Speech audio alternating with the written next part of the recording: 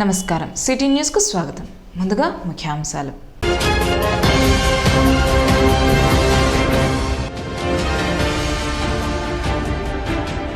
విద్యార్థులకు నాణ్యమైన విద్యను అందించి సమాజంలో ఉన్నత పౌరులుగా తీర్చిదిద్దాలి. పాఠశాల ప్రధానోపాధ్యాయులకు ఎమ్మెల్యే అన్నాబత్తుని శివకుమార్ పిలుపు.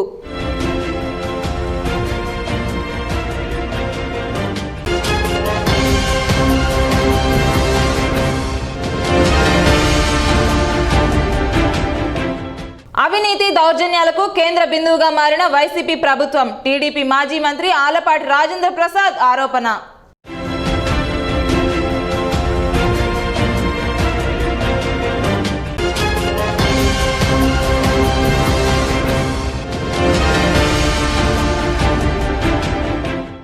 సీజనల్ వ్యాధుల పట్ల ప్రజలు అప్రమత్తంగా ఉండాలి. Municipal health officer doctor B V Ramana.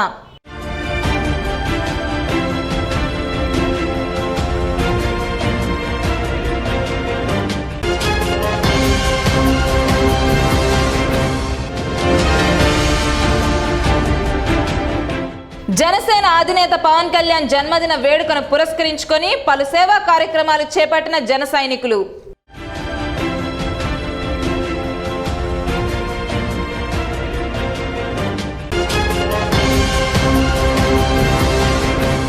విద్యార్థులకు నాణ్యమైన విద్యను అందించి సమాజంలో వారందరినీ ఉన్నతంగా తీర్చిదిద్దాలని ప్రధానోపాధ్యాయులకు ఎమ్మెల్యే అన్నాబత్తుని శివకుమార్ స్పష్టం చేశారు. స్థానిక చెంచుపేటలోని కోగంటి శివయ్య మున్సిపల్ హై స్కూల్లో గురువారం పట్టణ మరియు మండలంలోని అన్ని ప్రభుత్వ పాఠశాలల ప్రధానోపాధ్యాయులకు జగనన్న విద్యా కానుక కిట్స్ పంపిణీ చేపట్టారు. ఈ సందర్భంగా ఏర్పాటు చేసిన కార్యక్రమంలో ఎమ్మెల్యే అన్నాబత్తుని శివకుమార్ పాల్గొని వీటిని ప్రధానోపాధ్యాయులకు అందజేశారు. కార్పొరేట్ పాఠశాలలకు దీటుగా ప్రభుత్వ పాఠశాలల ఆధునీకరణ, నాణ్యమైన విద్యా కానుక పథకం ద్వారా అవసరమైన విద్యా మెటీరియల్, అమ్మఒడి పథకం ద్వారా నగదు ప్రభుత్వ పాఠశాలలో చదివే విద్యార్థులకు అందిస్తున్నట్లు వెల్లడించారు. ప్రభుత్వ పాఠశాలలకు అన్ని వసతులు కల్పిస్తున్నందున విద్యార్థులకు నాణ్యమైన విద్యను అందించి వారందరినీ సమాజంలో ఉన్నతంగా తీర్చిదిద్దవలసిన గురుతర బాధ్యత ఉపాధ్యాయులు, ప్రధానోపాధ్యాయులపై ఉందని పునరుద్ఘాటించారు.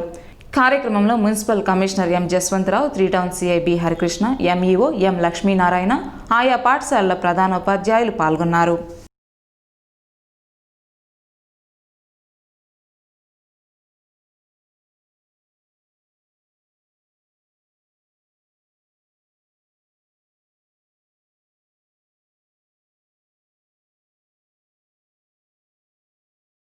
నాడు నేడు కింద చూసినట్లయితే మొత్తం 45 పాఠశాలలు, ఈ 45 పాఠశాలకు కూడా దాదాపు 12 కోట్ల రూపాయలని మరి ప్రభుత్వం కేటాయించడం జరిగింది.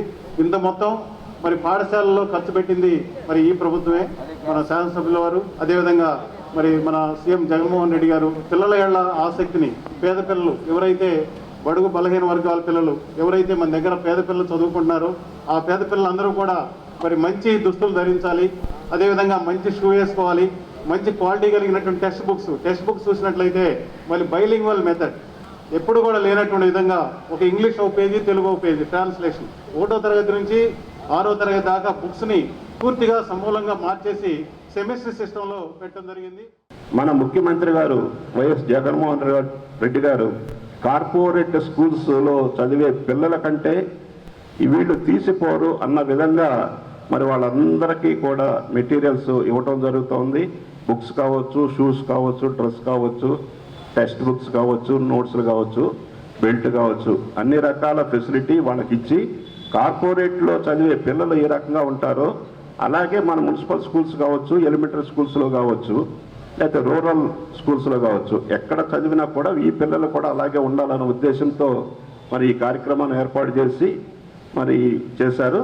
దానికి సుమారుగా మన తెనాలి నియోజకవర్గానికి సంబంధించి 20 కోట్ల రూపాయలు సుమారుగా ఈ మెటీరియల్స్ ఖర్చు అవుతూ ఉంది.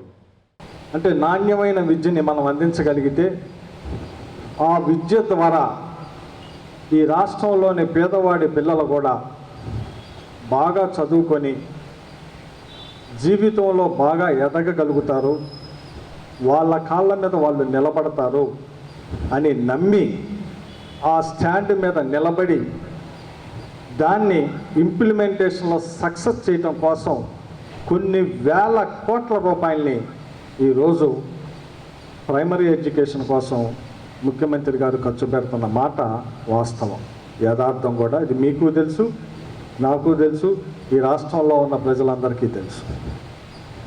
దాంట్లో భాగంగానే ఇంతాక మనం చెప్పుకున్న కార్యక్రమాలన్నీ, అలాగే ఇంత కమిషనర్ గారు చెప్పారు, సుమారు వీటి ద్వారా 75 కోట్ల రూపాయలని మన నియోజకవర్గంలో ఈరోజు అభివృద్ధి కార్యక్రమాల్లో భాగంగా ఖర్చు పెడతా ఉంటాం. ఇది కేవలం ఈ ప్రోగ్రామ్సే. ఉదాహరణకి ఈరోజు జగనన్న విద్యా దీవెన కింద 20 కోట్ల రూపాయలని ఈ స్కూల్ బ్యాగ్స్ వీటికి ఎంతమందికి సుమారు 13,938 మందికి 20 కోట్ల రూపాయలు ఈరోజు ఈ ప్రోగ్రాం కింద ఖర్చు అవుతూ ఉంది. అలాగే నాడు నేడు కింద మనం తీసుకుంటే జగనన్న అమ్మ ఒడి కింద 19,756 మందికి ఈ నియోజకవర్గంలో 29,63,00,000 రూపాయలని 15,000 కాటికి వేసాం. అలాగే విద్యా దీవెన కింద 9,479 మందికి 23,50,00,000 రూపాయలని వాళ్ళ అకౌంట్లో వేయటం జరిగింది. అలాగే వసతి దీవెన కింద 8,191 మందికి 6,26,00,000 రూపాయలని వాళ్ళ అకౌంట్లో వేయటం జరిగింది. ఇక నాడు నేడు కింద 16 కోట్ల రూపాయలని మనం ఖర్చు పెడతా ఉంది. సో ఇవన్నీ కలిసి 75 కోట్ల రూపాయలని ఈరోజు మనం మన నియోజకవర్గంలో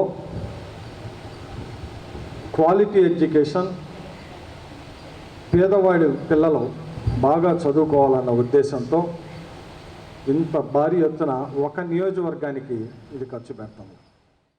14 నెలల వైసీపీ పాలన రాష్ట్రంలో అవినీతి దౌర్జన్యాలకు కేంద్ర బిందువుగా మారిందని టీడీపీ మాజీ మంత్రి ఆలపాటి రాజేంద్ర ప్రసాద్ ఆరోపించారు. కొల్లిపర మండలం వల్లభాపురంలో ఏర్పాటు చేసిన విలేకరుల సమావేశంలో ఆయన వైసీపీ ప్రభుత్వ పాలనపై నిప్పులు చెరిగారు. సంక్షేమ మాటన ప్రభుత్వం దోచుకుంటున్న తీరును ఎండగట్టారు. పేదోడికి పైసా ఇచ్చి 10 పైసలు కాజేస్తున్న వైనాన్ని దుయ్యబట్టారు. ముఖ్యంగా రైతాంగానికి జరుగుతున్న నష్టాన్ని విశదీకరించారు.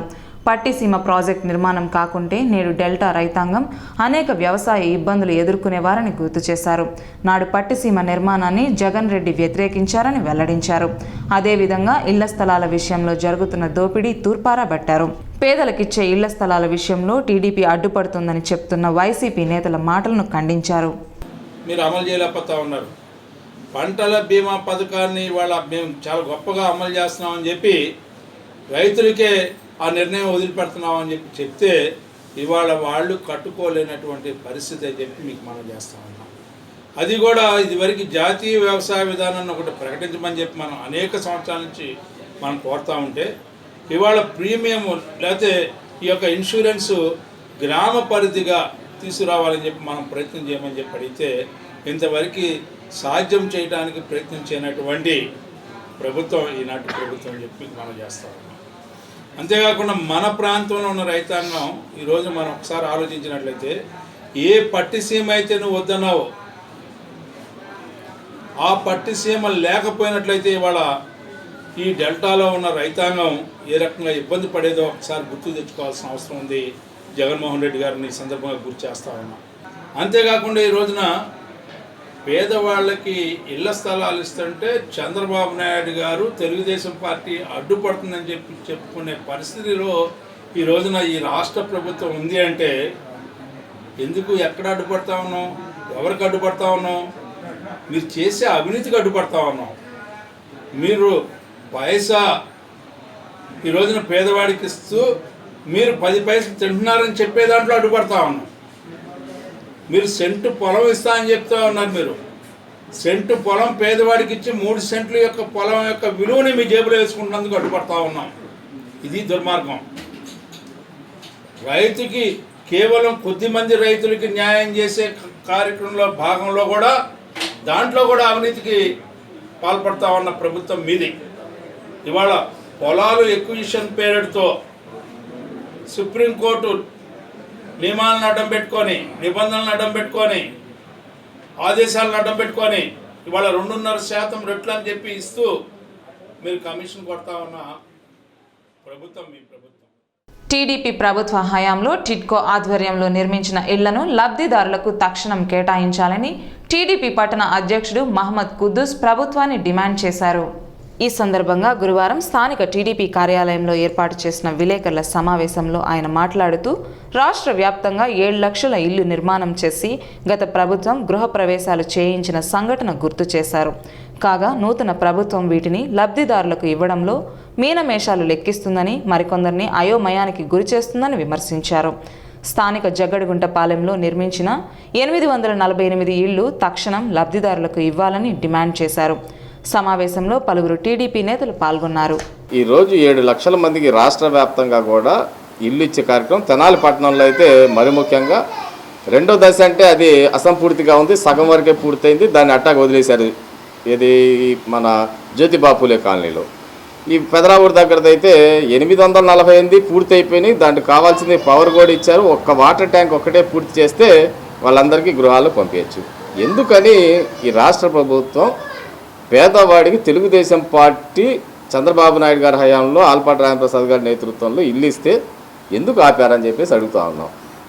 పేదవాళ్ళు ఎవరైతే దీనిలో లబ్ధిదారులు ఈరోజు కష్టపడుతున్నారో నిన్న పిలిచి చాలామందికి డీడీలు వెనక్కేసి ఇది 500 రూపాయలు కట్టిన వాళ్ళు ఉన్నారు, స్థల విస్తీర్ణాన్ని బట్టి 50,000 కట్టిన వాళ్ళు ఉన్నారు, 1,00,000 రూపాయలు కట్టిన వాళ్ళు ఉన్నారు. వాళ్ళ దగ్గర ఉన్నా లేకపోయినా అప్పో సొప్పో తీసుకొచ్చి నేటికి కూడా వడ్డీలు కట్టుకుంటాను, సొంత ఇంటి కళ నెరవేరిద్దనే ఆశతో తీసుకొచ్చి పెడితే ఈరోజు ఈ విధంగా ప్రభుత్వంలో ఇంకా కాస్త కోస్త పూర్తి చేసి మీరిచ్చేది ఈరోజు నవరత్నాల కింద ఈ రాష్ట్ర వ్యాప్తంగా కూడా 30 లక్షలు 25 లక్షలు ఇళ్ల పట్టాలు ఇస్తున్నామని చెప్పేది సంక్షేమంలో అది భాగమైతే చంద్రబాబు నాయుడు గారి హయాంలో ఎన్టీఆర్ హౌసింగ్ స్కీమ్ కింద పేదవాడికి ఇల్లు కట్టించింది ఇదేం తప్ప అండి? నేరమా ఏదన్నా ప్రభుత్వం చేసింది ఆనాడు ప్రభుత్వం? కొన్ని తెలుగుదేశం పార్టీ కార్యకర్తలకు ఇచ్చారా 7 లక్షల మంది ఏమన్నా? తెనాలి నియోజకవర్గంలో తెనాలి పట్టణంలో 848 మంది కానీ అక్కడ 1200 మంది కానీ వీళ్ళందరూ కూడా తెలుగుదేశం పార్టీ కార్యకర్తలు. ఒకసారి వర్షాకాలం సీజనల్ వ్యాధుల పట్ల ప్రజలు అప్రమత్తంగా ఉండాలని municipal health officer doctor B V Ramana పేర్కొన్నారు. ఈ సందర్భంగా గురువారం స్థానిక సుల్తానాబాద్లో ఆరోగ్య శాఖ ఆధ్వర్యంలో ప్రజలకు అవగాహన కార్యక్రమం చేపట్టారు. ఇంటి పరిసరాల్లో నీటి నిల్వలు లేకుండా చూసుకోవాలని, దోమల వ్యాప్తికి నీటి నిల్వలు ఆవాసంగా మారతాయని వెల్లడించారు. మలేరియా, డెంగ్యూ, చికెన్ గున్యా వంటి ప్రాణాంతక వ్యాధులు దోమకాటు వలన వస్తాయని గుర్తు చేశారు. ప్రజలు ఆరోగ్య జాగ్రత్తలు పాటించి దోమల బారిన పడకుండా ఉండాలని పిలుపునిచ్చారు. కార్యక్రమంలో సహాయ మలేరియా అధికారి ఏ రాజ్ కుమార్, ఆరోగ్య విస్తరణాధికారి ఏ బాలచంద్రమౌళి, డి శ్రీనివాసరావు, ఎన్ ప్రసన్నబాబు తదితరులు పాల్గొన్నారు.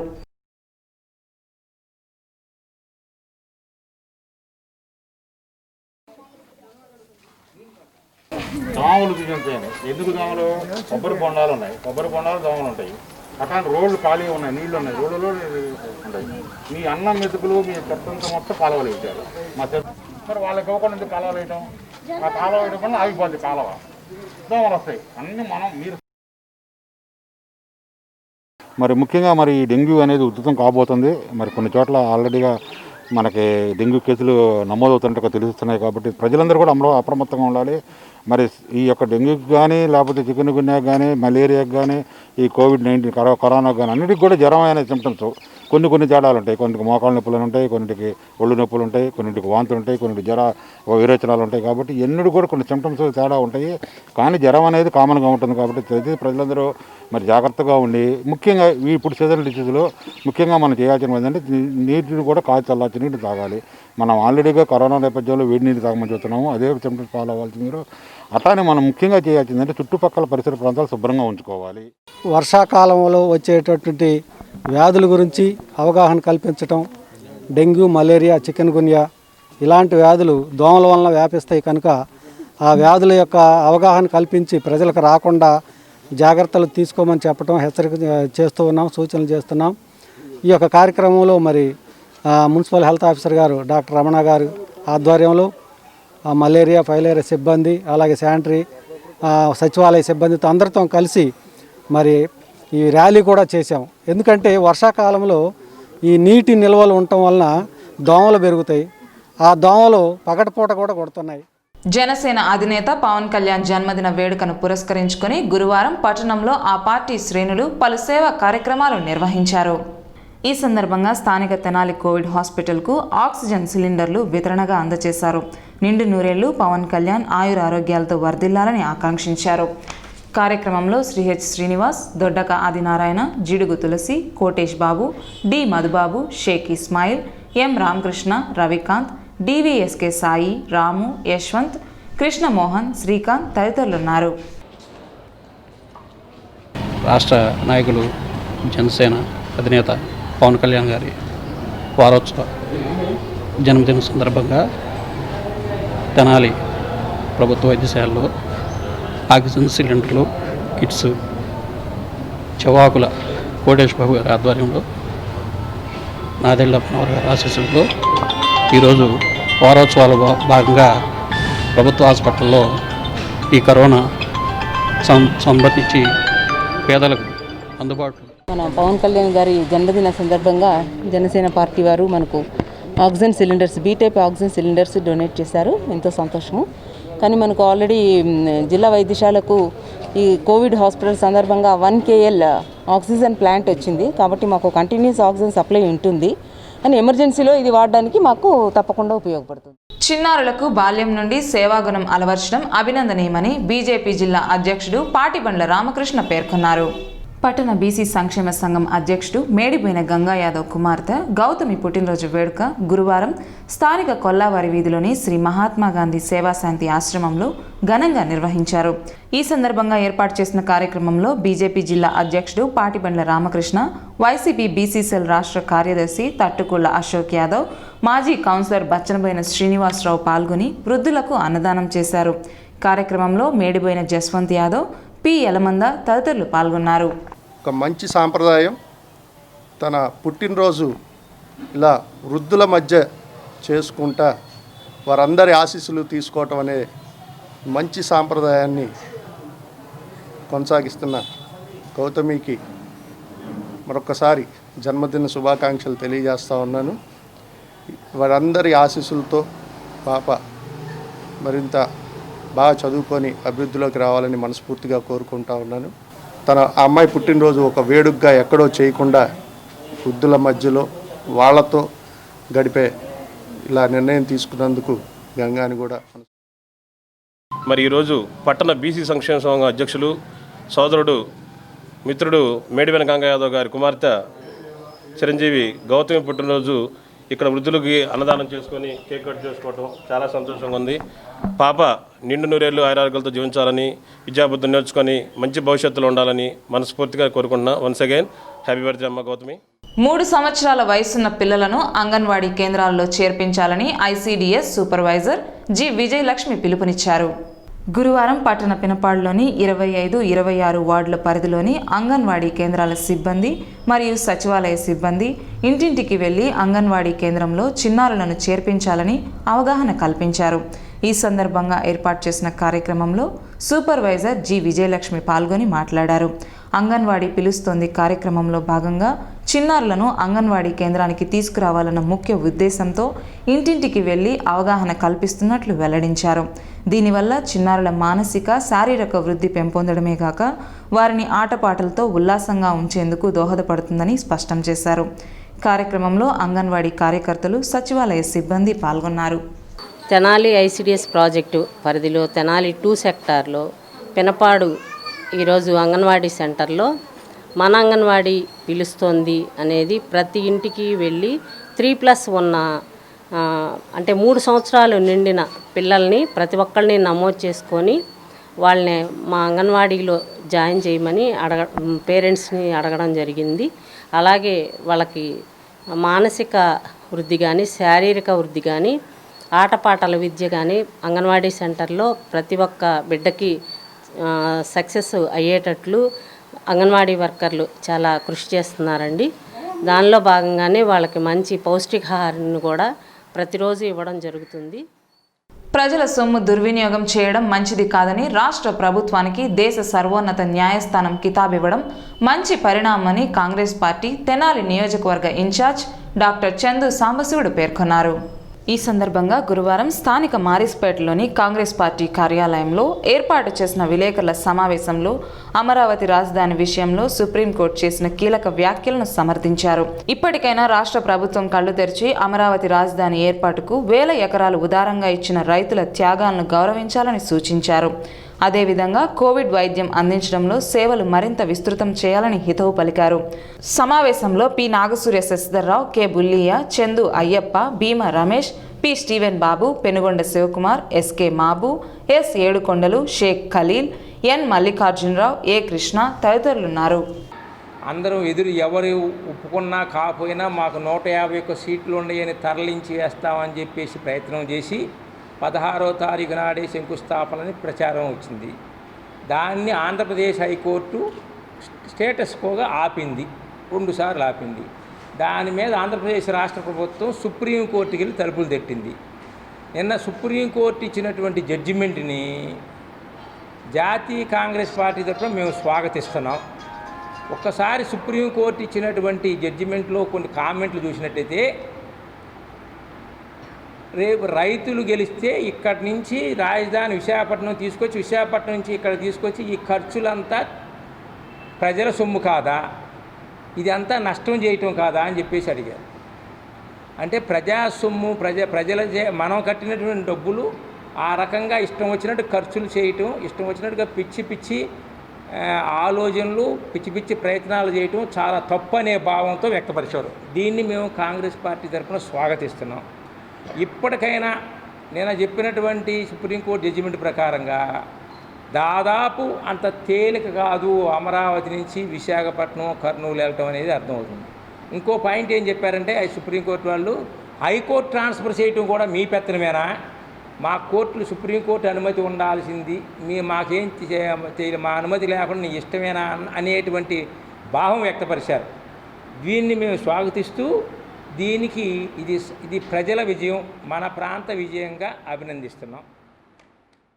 ప్రజలను ప్రకృతికి చేరువగా తీసుకెళ్లి భారతీయ సంస్కృతిని పరిరక్షించడం ముఖ్య ఉద్దేశంగా ప్రకృతి వందన కార్యక్రమం నిర్వహిస్తున్నట్లు పర్యావరణ పరిరక్షణ గతివిధి ప్రాంత సంయోజక్ పి వెంకట ఆదిశేషయ్య పేర్కొన్నారు. గురువారం స్థానిక మెయిన్ రోడ్లోని కార్యాలయంలో ఏర్పాటు చేసిన విలేకరుల సమావేశంలో కార్యక్రమానికి సంబంధించిన వివరాలు వెల్లడించారు. సమావేశంలో బి ఉమామహేశ్వర్ రెడ్డి, దీపిక, మంచాల రత్నరాజు, మైలా హరికృష్ణ తదితరులున్నారు. ప్రకృతి వందన అనే కార్యక్రమాన్ని ఈ నెల 30వ తారీఖు నిర్ణయించాము. ఇది అఖిల భారత స్థాయిలో జరుగుతున్న కార్యక్రమం. దీనిలో భాగంగా తెనాలి పరిసర ప్రాంత ప్రజలందరూ కూడా ఈ కార్యక్రమంలో పాల్గొనవలసిందిగా పర్యావరణ సంరక్షణ గతివిధి మరియు IMCTF ద్వారా కోరుతున్నాము.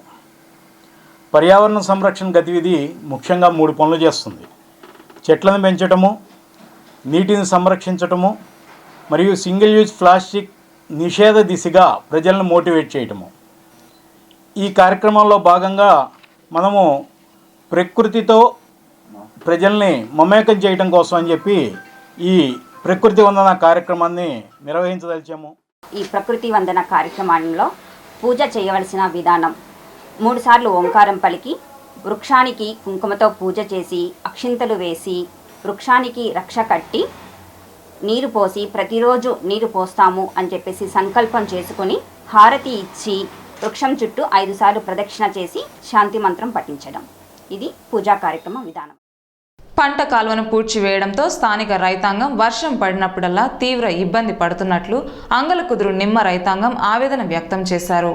వివరాల్లోకి వెళ్తే అంగలకుదురు గుంటూరు ప్రధాన రహదారి వెంబడి ఐస్ ఫ్యాక్టరీ ఎదుట కాల్వపై ఏర్పాటు చేసిన షెడ్ కారణంగా పంట కాల్వ పూడిపోయి ఇరిగేషన్ కెనాల్ నుండి వచ్చే నీటితో ఆ ప్రాంతంలోని నిమ్మ, వరి చేలు భారీగా నీట మునుగుతున్నట్లు ఆరోపించారు.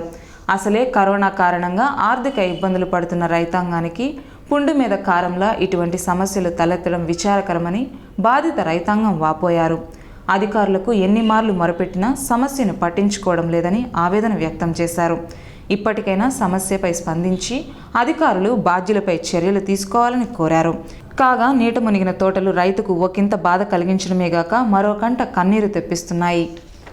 ఇక్కడ ఐస్ ఫ్యాక్టరీ దగ్గర మాకు నిమ్మ తోట 4 ఎకరాలు ఉంది. వాళ్ళ చేలలోంచి నీళ్లు పంట కాలంలోంచి మెట్టలెక్కి చేలోకి వచ్చి మా చేను మొత్తం మునిగిపోయి దాదాపు 20 ఎకరాలు చేలు పోతున్నాయి ఇటు మాగాడిలోకి కూడా. ఆయన నీడు కొంతవరకు చేపించి ఆపేశాడు. ఈ సంవత్సరం అసలు గది కూడా కట్టి ఉంది లోగడే. ఆ చిన్న తుమ్మేసి చేయండి అని అంటే మరి మీ చేతనేం చేసుకోండి అని అంటున్నాడు ఆయన. రైతులు నలుగురు వెళ్ళి అడిగాం, మీ చేతనేం చేసుకోండి, లేకపోతే లేదు నేను చేయను అంటున్నాడు. మరి ఎవరికి చెప్పుకోవాలి? కలెక్టర్ గారికి పెట్టుకున్నాం. సంవత్సరం నుంచి ఇదే కాలం మునిగిపోయి నీళ్ళు పోతున్నాయి. నిమ్మకాయలు రేట్లు లేవు, దానికి తోడు ఈ నష్టం ఒకటే. మరి ఏం చేస్తారో కలెక్టర్ గారికి పెడితే అదేం కానలేదు, అవలేదు. ఇక్కడ ప్రతి వర్షాకాలంలో చాలా ఇబ్బంది అవుతుంది. ఇక్కడ మీరు చూస్తున్న సైడ్ ఇరిగేషన్ కెనాల్లో వాటర్ పాసేజ్ అవ్వక, ఎందువలన అంటే అక్కడ ఐస్ ఫ్యాక్టరీ ఎంట్రన్స్ అనేది సైడ్ ఇరిగేషన్ కెనాల్ని బ్లాక్ చేస్తుంది. దాంతో ఈ వాటర్ అంతా బ్యాకప్ అయిపోయి ఇక్కడ ఉన్న నిమ్మ తోటలన్నీ మునిగిపోతా చాలా నష్టం కాజేస్తున్నాయి. కన్సర్న్ అథారిటీస్ని మేము రిక్వెస్ట్ చేసేది ఏంటంటే, please take proper action at the earliest. ఇమీడియట్గా యాక్షన్ తీసుకుంటే ఇక్కడ రైతులు అందరూ నష్టపోకుండా ఉంటారు. మీకు చాలా రుణపడి ఉంటారు అందరూ. నాది సంగం జాగలమండి. ఇక్కడ అంగలగూతురు పొలం, ఇది నిమ్మ తోటలు కౌలు చేస్తుంటాను నేను. ఇక్కడ నీళ్లు, ఇక్కడ ఐస్ కంపెనీ దగ్గర వంతెన ఒకటి చిన్న తూములు వేసి దాని మీద ఫ్యాక్టరీ కట్టారు. ఆ నీళ్లు ఎదురుదంతం వల్ల ఇక్కడ నీళ్లు బాగా ఉధృతం ఎక్కువైపోయి ఆ పొలాలన్నీ మునిగిపోయినాయి. ఏ పని చేద్దామన్నా కానీ వర్కర్స్ రావట్లేదు. దాని మూలంగా మేము మొన్నటి దాకా లాక్డౌన్ మూలంగా కాయలు కొయ్యలేకపోయాము. చాలా విపరీతమైన నష్టాలు పడి ఇప్పుడు కూడా అదే పరిస్థితిలో ఉన్నాం మేము. ఐస్ ఫ్యాక్టరీ అండి, అక్కడ ఐస్ ఫ్యాక్టరీ దానికి ఎదురు ఒక గదిళ్ళు కట్టారు, చిన్న తూములు ఒకటి అడ్డం వేశారు. అక్కడ అడ్డు తొలగిస్తే కానీ ఇక్కడ నీళ్లు ఎదురు దన్నకోకుండా పక్కన వాగు ఉంది, వాగులోకి వెళ్తాయండి. ఇక్కడ అనేది ఆ ప్రాబ్లం తీస్తే కానీ వాగులోకి వెళ్ళవు నీళ్ళు. లేకపోతే ఆ నీళ్ళు అట్లా ఉన్నాయంటే ఈ కాయలు కోసేవాళ్ళు మోకాల్లోతు నీళ్ళు ఉంటున్నాయి. వాళ్ళు రాకపోతే మేమేం చేస్తామండి? మేము లక్షలు పెట్టి కౌళ్ళు తీసుకున్నాము. మరి వాళ్ళు కాయలు వచ్చి కొయ్యకపోతే మేమేం చేయలేమండి. నీరు గత సంవత్సరం చూస్తే వ్యాపారాలు బాగా దివాళి తీసాము. ఈ కరోనా కారణంగా లేడీస్ రావట్లేదు ఇప్పుడు పనులకి. ఏమన్నా నీళ్లు ఉంటున్నాయి చెట్ల మీద. ఆ నీళ్లు ఉండేసరికి విషపురుగులు, పాములు అవన్నీ చెట్లు ఎక్కి కూర్చుంటున్నాయి. కాయలకు రావాలంటే రావట్లేదు ఆ బురదలో. సిటీ న్యూస్ ముగించే ముందు ముఖ్యాంశాలు మరోసారి.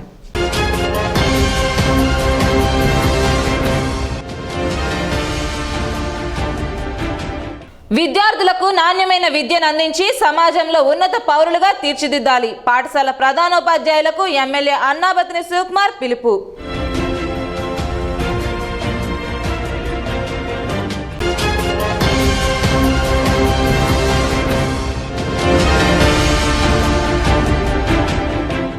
అవినీతి దౌర్జన్యాలకు కేంద్ర బిందువుగా మారిన వైసీపీ ప్రభుత్వం. టీడీపీ మాజీ మంత్రి ఆలపాటి రాజేంద్ర ప్రసాద్ ఆరోపణ.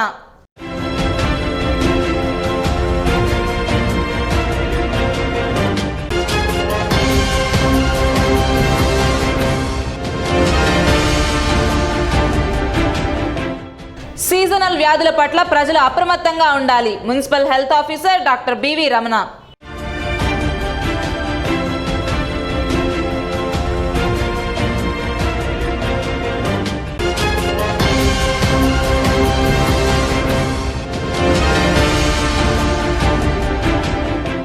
జనసేన అధినేత పవన్ కళ్యాణ్ జన్మదిన వేడుకను పురస్కరించుకొని పలు సేవా కార్యక్రమాలు చేపట్టిన జన సైనికులు.